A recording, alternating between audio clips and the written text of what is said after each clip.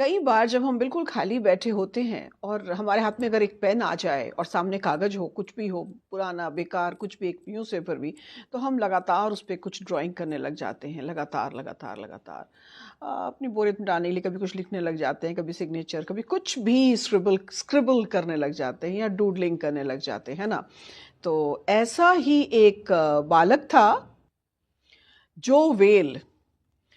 और उसको इतनी ये आदत हो गई थी कि वो क्लास में जब अपने असाइनमेंट्स पे, व्हाइट बोर्ड पे, जब भी उसको खाली समय मिलता, वो लगातार कुछ अंकित करता रहता था, ये डूडलिंग करते रहता था। लेकिन वो एक खास कुछ चित्र बनाता था और उस पे कुछ अल्फाबेट्स भी यूज़ करके, कभी कुछ शब्दों का प्रयोग करके, तो वो एक लगातार वो करता रहता था। तो उसकी टीचर एक उससे परेशान हो गई और उसने पेरेंट्स को बुलाकर बताया कि ये बच्चा इस प्रकार से करता है। और पेरेंट्स को लगा, देखिए, पेरेंट्स कितना महत्वपूर्ण रोल प्ले करते हैं ना बच्चों के जीवन में।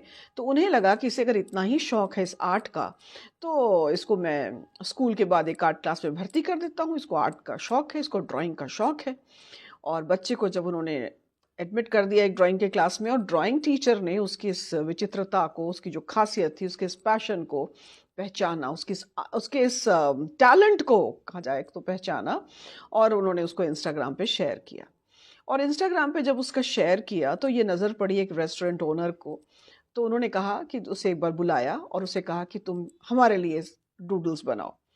तो बच्चे ने सोचा शायद थोड़ा बहुत कोई एक पैच देंगे डूडल बनाने के लिए, तो लेकिन उन्होंने कहा नहीं, ये पूरी की पूरी दीवार तुम्हारे लिए है, तुम्हें जो मन है करो।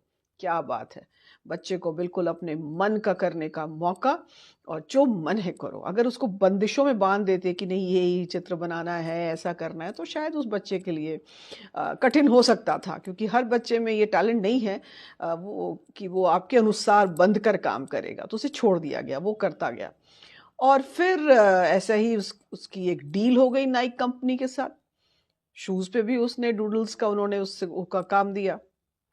और फिर एक रॉयल फैमिली ने भी उसको पहचाना, उसके आइडेंटिफ़ाई किया, उसके इस टैलेंट को। कहने का अर्थ है कि वो जो यूँ ही पैशन जो उस बच्चे का था, वो एक करियर की तरह उसके में तब्दील हो गया, बदल गया है। तो कहने का मतलब है कि बच्चों को वो जो उसका जो यूनिक टैलेंट है बच्चे का, उसको किसी ने आइडेंटिफ़ाई कर लिया, ऑब्ज़र्व किया, आइडेंटिफ़ाई किया, और उसको एक रास्ता मिल गया। उसको एक दिखाया भी। सोशल मीडिया का प्लेटफ़ॉर्म तो आज बड़ा पावरफुल, शक्तिशाली प्लेटफ़ॉर्म है अगर उसका सही उपयोग करें। और ना भी तो कई ऐसे बच्चे हम जानते हैं कि उसके शौक को अगर आइडेंटिफ़ाई करके उस दिशा में उसको प्रोत्साहित किया जाता है, तो वो बहुत आगे जाते हैं।